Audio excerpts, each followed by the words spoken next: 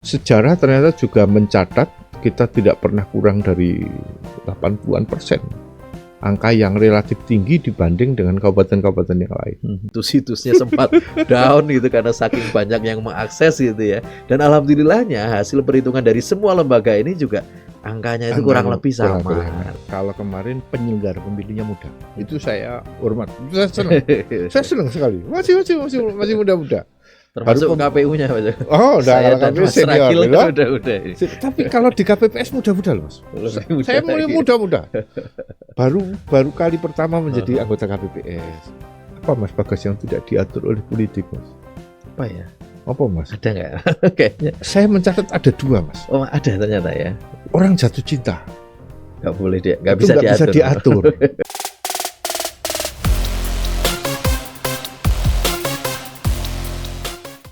Assalamualaikum warahmatullahi wabarakatuh. Teman pemilih semua dimanapun Anda berada, jumpa lagi bersama saya Muhammad Bagus Pratomo di podcast KPU Kabupaten Temanggung. Seperti biasa, di sini kita akan ajak Anda semua untuk mengobrolkan banyak hal seru mengenai demokrasi, politik, pemilu, dan pilkada. Nah, setelah 4 episode sebelumnya, kita mengundang atau menghadirkan para komisioner KPU Kabupaten Temanggung. Di episode spesial kali ini kita akan hadirkan pihak eksternal dari KPU karena tentu kita sadari pemilu dan pilkada itu tidak mungkin berhasil atau sukses dilaksanakan hanya karena kerja dari KPU semata. Kita butuh kolaborasi, sinergi dari semua pihak, dari stakeholder yang ada. Salah satunya adalah narasumber yang sudah kita hadirkan di studio kali ini. Penasaran siapa narasumber kami hari ini? Jangan kemana-mana, tetap di channel Anda di KPU Kabupaten Temanggung. Jangan lupa subscribe, komen, like, dan juga share dari tayangan kita kali ini.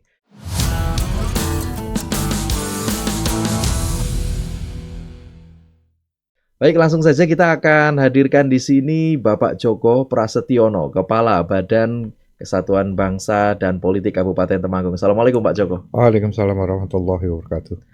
Terima kasih Bapak sudah meluangkan waktunya yang tentu sangat padat, sudah kerso untuk mampir sejenak di KPU dan berbagi informasi ke teman pemilih semuanya Pak Djoko. Prioritas Mas Bagas. Oh gitu ya.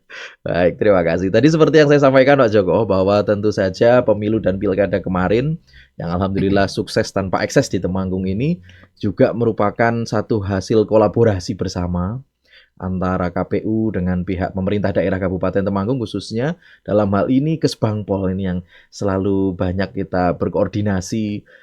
Mungkin kita banyak ngerepoti Pak Djoko dan tim di sana, dan alhamdulillahnya hasilnya sesuai yang kita harapkan Pak Djoko.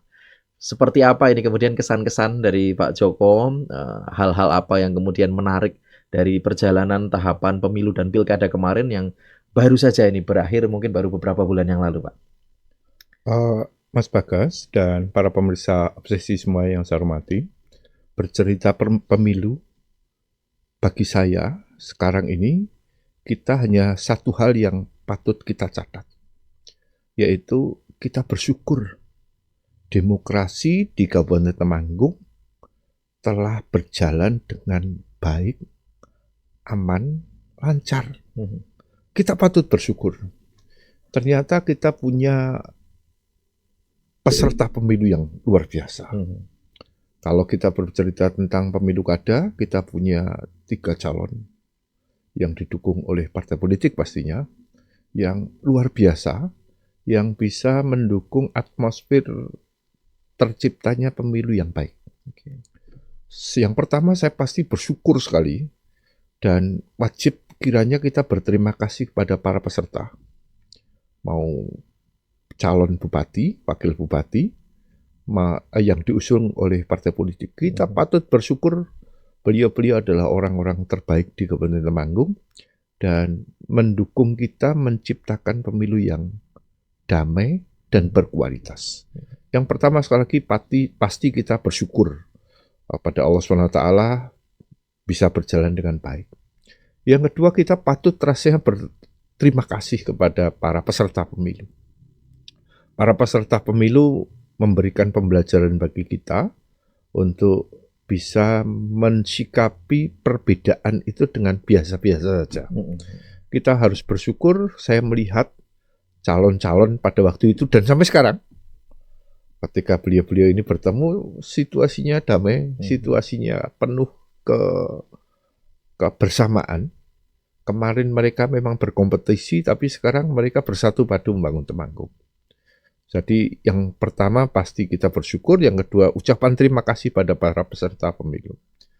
Yang ketiga kita juga harus berterima kasih pada masyarakat Temanggung. Masyarakat Temanggung itu ternyata luar biasa, Mas Bagas. 84%. Persentase orang menggunakan hak pilihnya, orang menggunakan kedaulatannya untuk memberikan haknya. Kita juga perlu mengapresiasi masyarakat Temanggung yang tidak hanya sekedar menggunakan hak pilihnya, namun juga bisa mensikapi perbedaan dengan sebaik-baiknya. Kita catat tidak ada sebuah kasus yang besar, setengah besar, atau menengah, atau mungkin kasus-kasus riak-riak demokrasi dengan kekerasan. Kita tidak mencatat itu kemarin. Jadi masyarakat perlu kita apresiasi. Mudah-mudahan ke depan masyarakat angka 84% itu mudah-mudahan besok tidak sekedar sebuah angka orang berpartisipasi, tapi ke depan mudah-mudahan 84% itu juga menceritakan besarnya harapan mereka terhadap siapapun yang dipilih menjadi bupati atau wakil bupati di Temanggung. Kemudian catatan saya yang ketiga, Mas Bagas, kita juga harus, rakyat Temanggung sekarang ganti mengapresiasi para penyelenggara. Kawan-kawan KPU, kawan-kawan Bawaslu, dan TNI, Polri, yang semua pihak lah. Tapi lebih khusus saya ingin menyoroti kinerja dari kawan-kawan penyelenggara, KPU, Bawaslu yang betul-betul bisa menjadi penyelenggara yang diterima oleh semua pihak. Sebagai penyelenggara pasti akan menelurkan keputusan-keputusan besar. Siapa yang berhak mengikuti pemilu, siapa pemenangnya, itu diputuskan oleh penyelenggara. Dan hari-hari kemarin, di tahun 2024 kemarin, kita masyarakat itu patut kiranya mengapresiasi keputusan-keputusan yang dilakukan oleh para penyelenggara, KPU utamanya, di bawah pengawasan Bawaslu, itu membuat keputusan-keputusan yang benar secara regulasi dan memberikan rasa keyakinan bahwasanya pemilu akan diselenggarakan dengan sebaik-baiknya. Jadi Mas Bagas, sekali lagi pasti yang pertama kita patut bersyukur pada Allah SWT, Tuhan Yang Maha Esa, aman. Yang kedua, kita perlu mengapresiasi pada para peserta pemilu. Yang kedua, kita perlu mengapresiasi masyarakat. Yang ketiga, saya secara mewakili masyarakat barangkali. Semua itu bisa dilaksanakan oleh penyelenggara yang handal, KPU, Bawaslu, walaupun pasti didukung oleh semua pihak. Dan semua pihak memberikan kontribusi yang luar biasa. TNI, Polri, pemerintah Kabupaten Temanggung memberikan dukungan yang luar biasa. Baik. Itu Mas Bagas kalau yang baik, luar biasa ini. Opening statementnya Pak Joko sudah luar biasa sekali. Sambil diunjuk. Siap. Joko, Oke. Baik, ini menarik tadi Pak Joko menjelaskan tentang angka partisipasi masyarakat di Kabupaten Temanggung yang memang ini cenderung tinggi. Apalagi kalau di pemilu kemarin di atas 90% Pak Joko ya. Nah yang cukup menarik adalah sebelum diselenggarakannya pemilu dan pilkada kemarin, mungkin sempat ada sedikit riset gitu ya Pak Joko ya, yang kemudian menyimpulkan kemungkinan partisipasi masyarakat di Temanggung ini tidak begitu tinggi gitu ya. Tapi ternyata di hari H pemungutan suara, kita semua, masyarakat semua bisa membuktikan ternyata angka partisipasinya setinggi itu. Ini kira-kira faktor apa yang menyebabkan akhirnya hasil riset ini bisa kita ubah dengan realita di lapangan, ternyata partisipasi masyarakatnya tinggi sesuai harapan? Yang pertama, memang kalau saya melihat, Mas Bagas, masyarakat itu memang harus ada istilahnya pendidikan politik.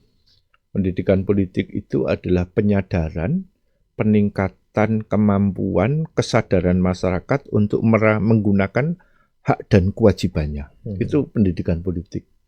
Dan benar, sebelum pemilu, jauh-jauh hari kita pernah mengadakan survei perilaku pemilih. Di situ disebutkan memang persentase pemilih itu apabila pemilu dilaksanakan pada saat itu memang cenderung agak kecil, dan kita was-was semua.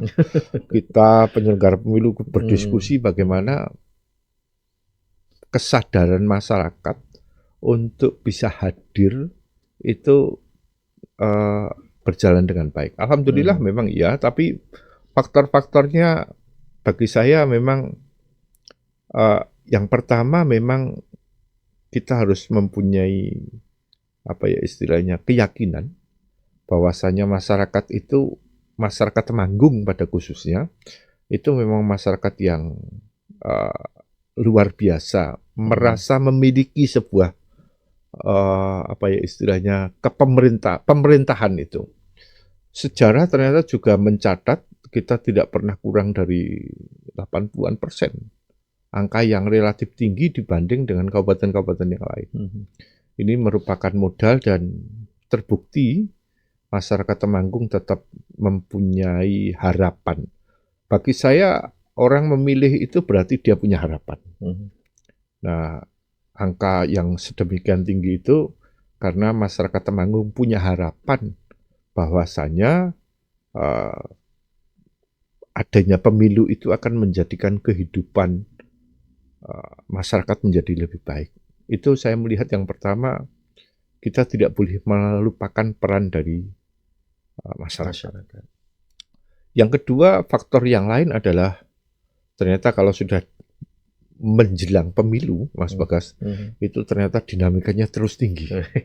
Mesin-mesin partai bergerak, media sosial partai politik bergerak, KPU segera melaksanakan tahapan-tahapan pemilu dengan publikasi yang bagus.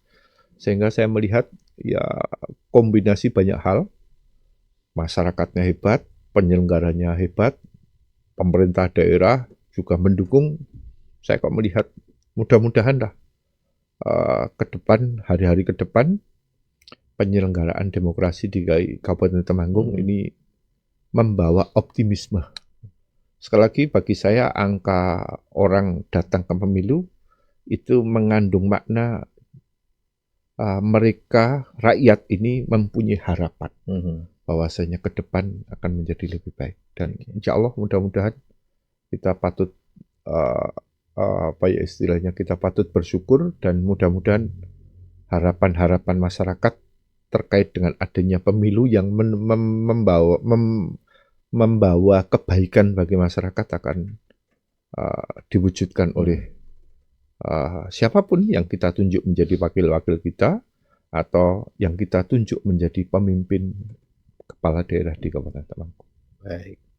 Ya, tentu saja angka partisipasi ini bukan sekedar angka gitu ya Pak. Oh iya, angka itu walaupun tinggi, bagi saya itu adalah cerminan harapan. Luar biasa ini. Kita memang boleh bangga, tetapi setelah bangga ini kita tentunya berharap selaku rakyat ya Mas ya. Siapapun pihak yang dipilih rakyat pada waktu itu, entah beliau menjadi wakil kita, entah beliau menjadi pemimpin eksekutif itu harap dicatat. Sedemikian besar itu harapan rakyat kepada bapak-bapak yang dipilih kemarin itu. Dan saya sampai saat ini masih yakin, masih sangat-sangat percaya bahwasanya bapak-bapak kita yang kita pilih kemarin, Mas Bagas dan saya kan termasuk memilih kemarin kan, memilih partai politik, memilih pemimpin bupati dan wakil bupati. Mudah-mudahan insya Allah lah saya merasa hari-hari ke depan kita wajib perlu optimis lah. Terlepas kita selaku masyarakat harus memberikan saran kritik yang konstruktif untuk kebaikan kita semuanya. Baik. Jadi sekali lagi angka partisipasi ini merupakan dasar legitimasi bagi siapapun yang akhirnya terpilih. Tapi di balik itu, Pak Joko tadi luar biasa menyampaikan ini ada mengandung harapan dan amanat dari rakyat untuk para pemimpin kita. Yang ini yang proses demokrasi ini terus berjalan sehingga tahun-tahun ke depan ini tugasnya kita memastikan yang terpilih bisa akhirnya menjalankan amanahnya dengan sebaik-baiknya. Nah, ada nggak tantangan yang kemudian kemarin yang berkesan di mata Pak Joko sepanjang kita menyelenggarakan pemilu dan pilkada kemarin gitu ya Pak Joko ya?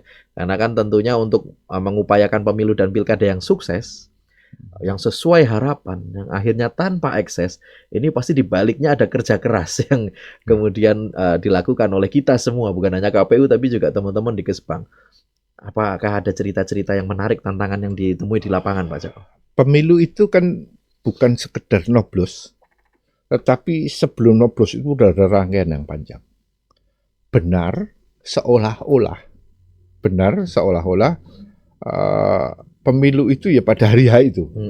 Pada waktu coblosan itu siapa sih yang mendapatkan kursi kalau ini di DPR?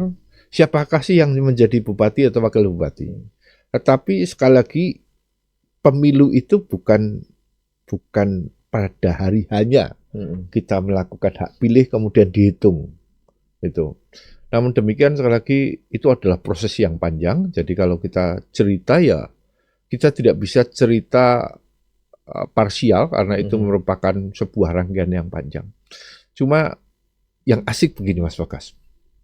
Yang asik itu kalau kita membuat quick count sendiri-sendiri gitu. Wah, itu saya senang itu.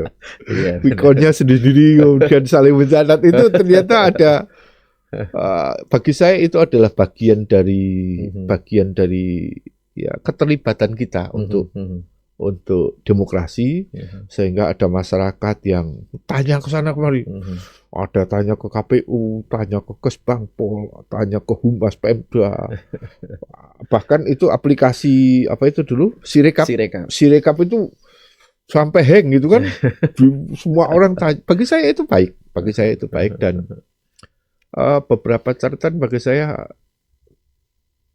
Perjalanan pemilu itu ada perjalanan yang panjang, semuanya penuh cerita, Mas Bagas. Semuanya penuh cerita, tapi yang unik, yang asik itu setelah nyoblos, kemudian masyarakat itu, kalau kita punya grup WA RT, grup WA alumni SD, SMP, isinya itu quick count gitu. Bahkan ada orang yang mengupload quick count setelah 2 hari ini upload yang periode lalu, tapi dan itu jadi cerita di grup-grup WA kita. Jadi kita memahami bahwasanya pemilu itu adalah proses yang tidak hanya sekedar nyoblos, tapi di balik nyoblos itu waduh kerja sedemikian panjang, tapi ternyata asik juga. Bar pemilu itu kita mencermati quick count made in sendiri gitu loh. Bahkan ada kawan saya itu nyanyi kecamatan, kemudian ditabulasikan. Secara manual gitu. Secara manual, asik-asik ya. Bagi saya itulah indahnya demokrasi. Indahnya demokrasi. Ya, ini sisi lain yang berhasil direkam oleh Pak Joko bahwa di proses pemilu dan pilkada kemarin memang dari KPU sendiri punya Sirekap. Pemerintah daerah kemarin melalui Kominfo juga berusaha melakukan penghitungan cepat gitu ya. Dan ada juga teman-teman dari lembaga lain yang juga kita lihat juga berusaha untuk melakukan penghitungan. Dan ini antusiasme masyarakat ternyata memantau ini juga tinggi. Ini membuktikan tadi atensi, kepedulian, kesadaran masyarakat kita ternyata memang sangat tinggi. Karena dengan hasil-hasil itu mereka kemudian mengaksesnya. Tadi benar bahwa situs-situsnya sempat down gitu karena saking banyak yang mengakses gitu ya. Dan alhamdulillahnya hasil perhitungan dari semua lembaga ini juga angkanya itu kurang lebih sama. Artinya ya memang akurasinya tinggi juga. Oke, nah terkait kolaborasi yang kemudian terjalin antara Kesbangpol dengan KPU, Pak Joko, yang Pak Joko rasakan efektivitasnya seperti apa kemarin? Jadi penyelenggara itu, Mas Bagas, penyelenggara itu akan menjadi sukses ketika hasil kerja dari penyelenggara itu bisa diterima oleh masyarakat selaku pemilih yang akan menggunakan haknya. Saya mengatakan KPU hebat, namun pasti butuh kawan. pasti butuh kawan. Di tingkat desa saya ambil contoh, di tingkat TPS, kebetulan saya kemarin di TPS Mungseng. Kita punya teman-teman KPPS 7 ya Mas Bagas ya. 7. Begitu 7 anak-anak muda semua. Nah, saya apresiasi dengan KPU ini. KPU ini kemarin memilih anak-anak muda. Di bawah 55 tahun ke bawah. Dulu itu nggak ada. Dulu itu KPU-nya sepuh-sepuh, Mas. Tapi periode kemarin itu muda-muda. Bahkan kalau ke tempat saya Pak Joko, ada apa Mbak? Gitu. Saya sering berdiskusi, masih muda-muda dan mereka adalah terlepas masih muda, tapi baru kali pertama menjadi penyelenggara, tapi baik, tetapi pasti butuh dukungan orang lain. Jadi misalnya ini mau sosialisasi di tingkat yang paling bawah itu di tingkat RT. Kemudian kemarin sebelum pemilu saya dapat undangan dari Pak RT. Mengharap arisan RT akan diisi sosialisasi oleh KPPS. Semua datang Mas. Semua datang dan mendengarkan sosialisasi di tingkat yang paling bawah di KPPS. Kemudian saya batin KPPS pasti orang-orang hebat, tetapi butuh Pak RT, butuh Pak Kadus untuk. Kemudian juga beliau menyampaikan bahwa Pak nanti besok pada hari H-1 kita akan kerja bakti membuat TPS itu. Kami yang warga itu ya pada datang Mas. Datang untuk apa istilahnya ngaruhi gitu ya. Gimana Mbak? Sudah selesai semua belum? Itu sudah Pak. Sound sistemnya sudah Pak. Kita ngaruhi. Itu di tingkat yang paling bawah. Di tingkat KPPS. Pasti butuh kawan, Pak RT lah minimal. Pak RW itu. Kemudian kalau kita tarik di tingkat kelurahan, pasti juga demikian. Ditarik di tingkat PPK, Pak Camat, Forkomincham, itu juga pasti membutuhkan. Di tingkat yang paling atas, di tingkat kabupaten, jalinan komunikasi KPU, Forkominda, pemerintah Kabupaten Temanggung, pasti juga saling apa ya istilahnya, saling bersinergi. Pemilu itu kan bukan urusannya KPU semata. Gitu. Tapi pemilu itu adalah urusan kita semuanya. Gitu. Jadi kalau suatu saat mudah-mudahan ada slogan KPU, ya KPU untuk semua. Gitu. Gitu ya. Itu KPU untuk semua. Karena KPU itu saya mau Mas Bagas, hasil dari pemilu itu harus kita tahu bahwasanya itu mengurusi kita. Saya sering berdiskusi dengan kelompok-kelompok sosial masyarakat itu. Hasil KPU itu apa sih? Oh, memilih wakil dan bupati. Terus apa yang setelahnya? Perlu kita catat, wakil bupati, wakil bupati dan anggota DPR yang kita pilih itu sesungguhnya secara prinsip itu kita berikan mandat kepada mereka untuk mengatur kita, Mas. Jadi pemilu itu adalah urusan kita, karena hasil dari pemilu itu hasilnya ke tempat kita, Pak. Keputusan yang diambil oleh bupati, keputusan yang diambil oleh DPR, itu pasti menyangkut kita, Mas. Misalnya kenaikan retribusi X gitu, itu kan menyangkut tentang kita. Jalan depan rumah kita mau dibangun atau tidak dibangun, itu kan juga keputusan politik. Itu juga hasil dari pemilu. Jadi pemilu itu bagi kita, Mas Bagas, memang semua orang harus terlibat. Semua orang harus peduli. Semua orang harus memberikan kontribusi. Karena hasil dari pemilu itu adalah untuk kita. Untuk kita, kata Mas Bagas kalau saya. Ada orang pemilu yang skeptis, pemilu tidak merubah apa-apa, mungkin jadi evaluasi, tetapi perlu kita catat. Hasil dari pemilu itu pasti menyangkut tentang kita. Bupati, wakil bupati, DPR itu membuat pengaturan kepada masyarakat. Pengaturan hak dan kewajiban masyarakat melalui peraturan perundang-undangan. Dan itu efeknya apa? Pelakunya kita, Pak. Kenaikan tarif retribusi X itu kan hasil dari pemilu. Jadi hasil keputusan yang dihasilkan oleh wakil yang kita tunjuk. Jadi saya ingin katakan sekali lagi, kalau ini terkait dengan keterlibatan, bagi saya bukan hanya sekedar pemerintah, tapi semua pihak harus terlibat dengan proses demokrasi yang kita mulai dari pemilu. Setelah 5 tahun lagi kita evaluasi lagi, Mas Bagas, gitu loh. Gitu, Mas Bagas. Jadi tadi yang Pak Joko sampaikan terkait kesadaran atau rasionalitas, inilah yang kemudian memang jadi PR kita bersama ya Pak Joko ya. Setuju saya. Bagaimana masyarakat akhirnya punya kesadaran bahwa proses politik yang terjadi termasuk pesta demokrasi di dalamnya ini berdampak langsung kepada hidupnya, hajat hidup semua masyarakat. Ini kalau rasionalitas ini berhasil terbangun dengan baik, maka di setiap kontestasi demokrasi ini hasilnya juga kualitasnya akan bisa kita wujudkan baik. Nah, inilah kerja-kerja kita. Pasca pemilu, KPU fokusnya di situ Pak Joko. Jadi pendidikan pemilih, pendidikan politik ini yang akan menjadi fokus kita. Nah, selain poin evaluasi mengenai penyelenggara yang tadi usianya banyak yang muda-muda, tentunya butuh pendampingan ekstra dari para pemangku wilayah di levelnya masing-masing.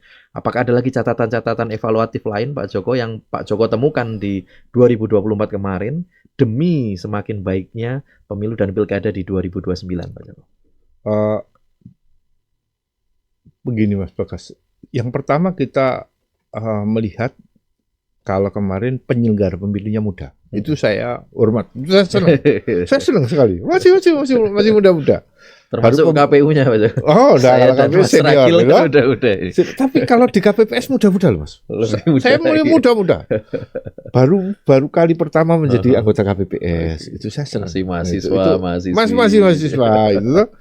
Kemudian ketika sosialisasi itu ya dia textbook. Beda dengan orang yang senior itu. Tapi beliau cermat. Nah, itu bagi saya catatan kemarin penyelenggaranya muda-muda. Itu yang pertama. Yang kedua,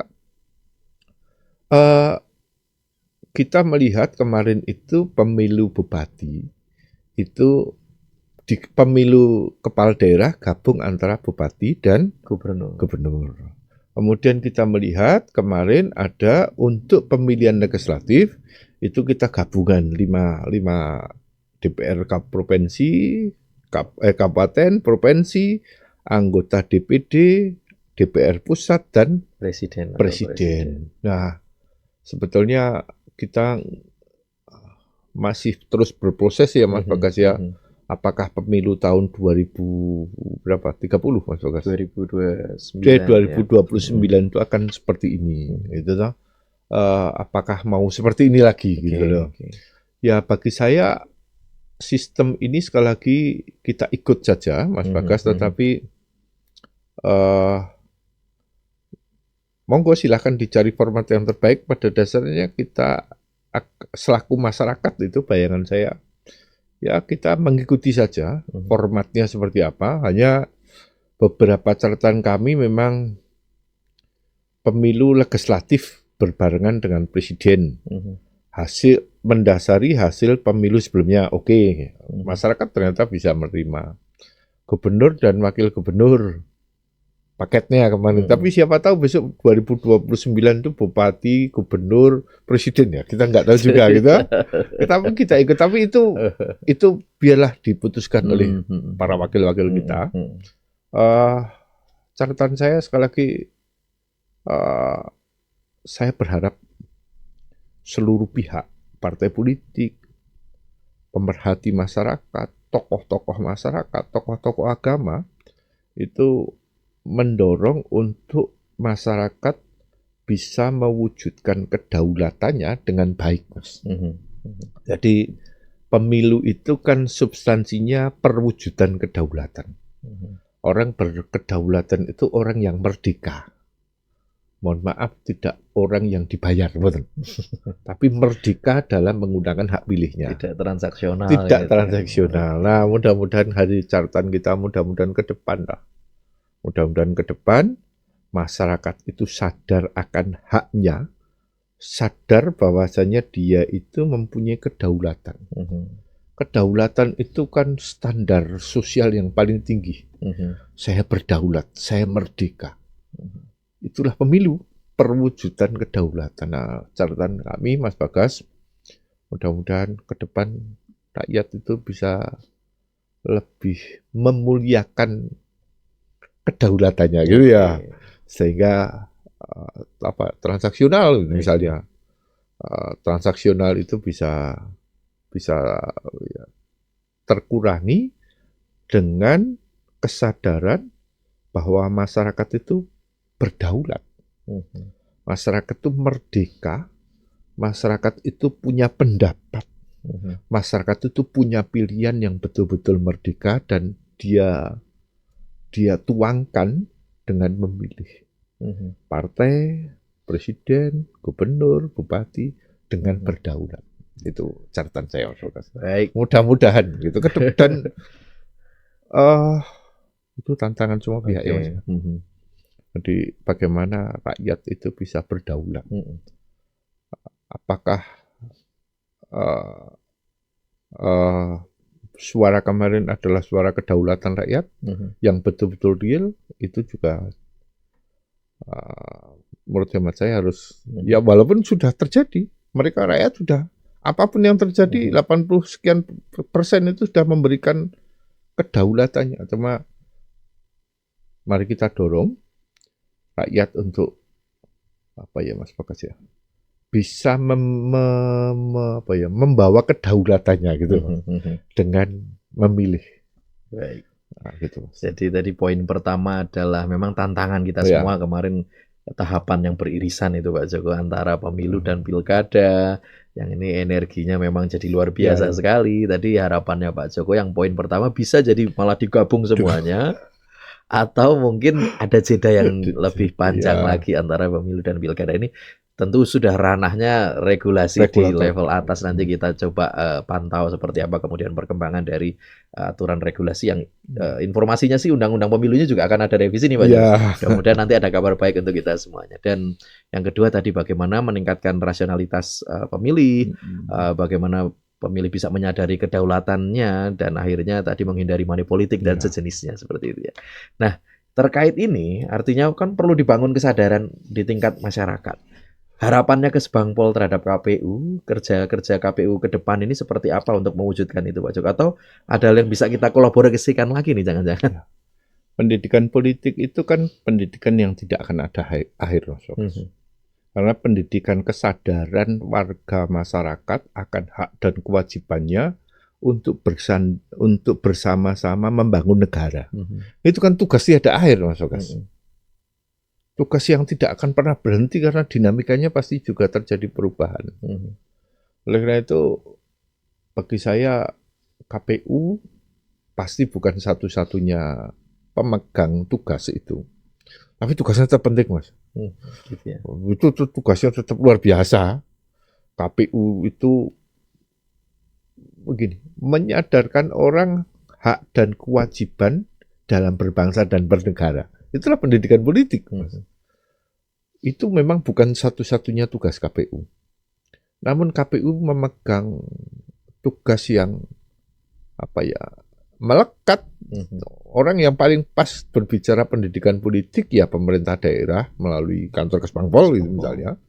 Kemudian pemerintah melalui KPU, itu leading sektor yang paling tepat. Kemudian ada partai politik. Gitu. Nah, ke depan Mas Bagas sekali lagi masyarakat, rakyat Temanggung, saya kira tetap akan menunggu, tetap akan mendukung KPU dalam rangka melakukan edukasi, melakukan sosialisasi pendidikan politik bagi masyarakat. Walaupun banyak masyarakat yang tetap melakukan pendidikan politik, kami dari kantor Kesbangpol, partai politik, kemudian tokoh-tokoh politik itu pasti juga melakukan edukasi. Pasti semua orang terpanggil untuk melakukan pendidikan politik, tapi KPU tidak boleh berhenti, Mas Bagas. Di KPU tetap harus bergerak terus. Pemilu sudah selesai, tugasnya KPU apa? Ya mengedukasi warga terkait dengan bagaimana dia bisa memahami hak dan kewajibannya dalam kita bernegara. Itu kan tugasnya ada air, Mas Bagas. Jur kapan rampungnya? Ya gak ada rampungnya, Pak. Wong itu terus sama saja visi kita bernegara menciptakan kesejahteraan masyarakat ya. Selagi ada rakyat ya perlu kita dudukkan, perlu kita edukasi hak dan kewajibannya. Di KPU nggak boleh berhenti, tetap bertugas untuk mengedukasi kita semuanya. Baik. Kemudian kalau ini cerita edukasi, cerita kolaborasi, Mas Bagas, sejatinya semua orang apabila paham bahwasanya demokrasi itu adalah kebutuhan kita, maka kita akan bisa berkolaborasi dengan semua pihak. Saya menyarankan kepada KPU barangkali, kelompok-kelompok sosial masyarakat, mau organisasi sosial kemasyarakatan, kelompok-kelompok sosial masyarakat itu memang harus kita ajak bersama. Digandeng semua ya. Digandeng bersama untuk kita edukasi, Mas. Karena kalau cerita politik itu adalah cerita kita, Mas. Apa sih yang tidak diatur oleh politik, Mas? Apa, Mas Bagas, yang tidak diatur oleh politik, Mas? Apa ya? Apa, Mas? Ada nggak? Kayaknya. Saya mencatat ada 2, Mas. Oh, ada ternyata ya. Orang jatuh cinta. Nggak boleh dia, nggak bisa diatur. Tapi begitu dia menikah, dia diatur oleh politik. Hukum pernikahan. Kemudian apa lagi, Mas Bagas? Sakaratul maut. Orang sakaratul maut menjelang kematian itu tidak diatur oleh politik. Tapi begitu dia meninggal, terbitlah hukum waris. Terbitlah hukum waris, kemudian pembagian waris itu kan diatur oleh negara. Jadi sesungguhnya berbicara politik, berbicara demokrasi itu pembicaraan yang tidak akan pernah selesai, Mas. Semua orang butuh. Karena menyangkut tadi ya. Menyangkut tentang semua kita, aspek kehidupan semua aspek kehidupan yang tidak diatur. Saya mencermati kelihatan cuma 2 itu, Mas. Coba itu ya, orang jatuh cinta. Orang jatuh cinta. Walaupun setelah jatuh cinta untuk menikah itu diatur hukum politik. Diatur, ya. Menikah beda agama nggak boleh. Misalnya toh menikah sesama jenis nggak boleh. Itu kan diatur oleh keputusan politik. Tapi ketika dia jatuh cinta, politik nggak bisa masuk, Mas. Gitu ya. Tapi mungkin dia masih diatur untuk menjaga kesusilaan gitu. Ada hukum-hukum juga yang perlu ternyata tapi berarti rasa jatuh cinta itu nggak bisa diatur. Rasanya perasaannya itu nggak bisa. Tapi yang lain semua. Selain itu semua diatur oleh proses politik yang berakhir kepada pengaturan kehidupan hak dan kewajiban warga negara.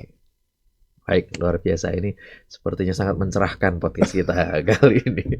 Terakhir Pak Joko, ini harapan Pak Joko seperti apa untuk Temanggung ke depan? Kita sudah punya wakil-wakil rakyat baru, kita sudah punya pemimpin baru, baik di tingkat kabupaten, provinsi maupun di tingkat nasional. Harapan Pak Joko untuk kemajuan Temanggung, untuk demokrasi di Temanggung ke depan seperti apa? Yang pertama pasti kita berharap setelah kita memilih dan kita bisa menghilangkan rasa perbedaan. Karena perbedaan itu adalah sesuatu hal yang pasti terjadi. Jadi sudah tidak ada lagi dulu saya memilih A, dulu saya memilih B. Kita berharap pemimpin-pemimpin kita, wakil-wakil kita tidak membagi rakyat dulu memilih dan tidak memilih. Yang dulu memilih saya layani, saya perhatikan, saya perjuangkan aspirasinya. Yang dulu tidak memilih, saya tidak akan berjuang untuk mereka. Ini mudah-mudahan tidak. Yang kedua, saya kembali lagi selaku rakyat ini Mas, selaku masyarakat, semua pihak lah rakyat. Di balik suara tingginya pemilih itu adalah suara harapan. Suara harapan bahwasanya kita, rakyat, akan dipimpin oleh beliau-beliau, akan diwakili oleh beliau-beliau menuju ke arah yang lebih baik. Jadi kita yakini pemimpin-pemimpin kita, wakil-wakil kita, itu akan membawa kita ke arah yang lebih baik. Di balik angka itu ada harapan. Di balik harapan itu ada optimisme. Mudah-mudahan harapan, optimisme itu bisa disambut, bisa tetap diperjuangkan. Jangan sampai rakyat itu dikecewakan. Kita berdoa mudah-mudahan pemimpin-pemimpin kita, wakil-wakil kita itu tidak akan pernah melupakan dia itu siapa. Konstituennya. Itu toh. Kemudian yang ketiga pastinya saya berharap rakyat juga ikut mencermati.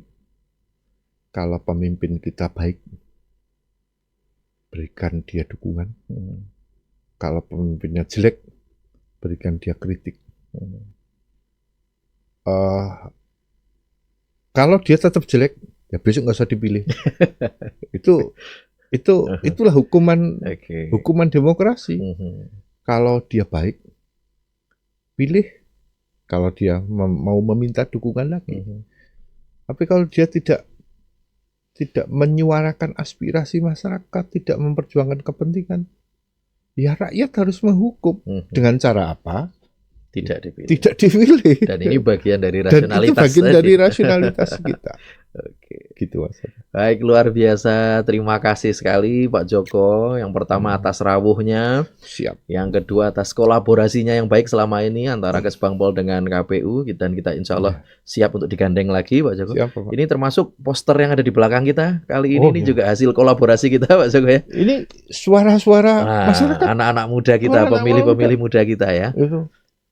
Pilihlah pemimpin seperti kamu memilih mimpimu. Nah, ini bagian dari hasil kolaborasi KPU dan Bawaslu dengan Kesbangpol yang beberapa waktu lalu lomba poster pelajar SMA se-Kabupaten Temanggung. Ini luar biasa dan mudah-mudahan ke depan kita akan bisa kolaborasi lagi. Siap Mas Bagas. Baik, teman pemilih semuanya, demikianlah akhir dari kebersamaan kita kali ini bersama Pak Joko Prastiono, Kepala Badan Kesbangpol Kabupaten Temanggung. Mudah-mudahan beliau berkenan untuk bisa rawuh lagi di kesempatan yang lain nanti di Obsesi. Dan inilah akhir dari kebersamaan kita. Nantikan terus Obsesi episode selanjutnya. Jangan lupa subscribe, follow, share, komen, dan like tayangan kita untuk mendukung tayangan-tayangan selanjutnya yang terus semakin baik. Saya Muhammad Bagus Pratomo. Terima kasih. Assalamualaikum warahmatullahi wabarakatuh. Waalaikumsalam warahmatullahi wabarakatuh.